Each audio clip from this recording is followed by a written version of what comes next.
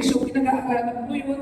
Sa ilalim po ng lupa, yung spillway mula Muntinlupa hanggang Las Piñas, hanggang Parañaque, diretso sa Parañaque River. So, yun po ay malaking pondo at dapat pag-aralan na mabuti kasi ayaw po natin na maapektuhan ang ating mga residente. Ito po yung sa ilalim pa ng lupa huhukayin.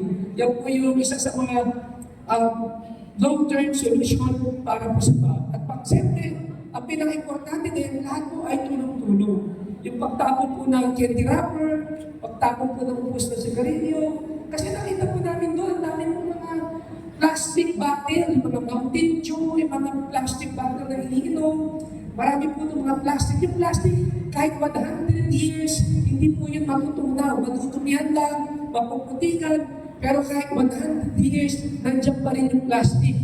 Kaya naman po, ako po'y nagkampila sa lahat, sabihin po natin sa ating mga kapitbahay, sa ating mga anak, nang huwag magtapon ng mga basura sa estero, sa drainage, o sa creek, huwag magtapon ng kama. Meron kami nakitang king size na kama sa Balilu, doon. Nakilaki yung king size na kama. Diretso po doon, may nakitang TV, refrigerator, aircon, pinatapon sa creek at ilog. So dapat, ito po na tayo ay tulong-tulong para po maibsan po ang bahay.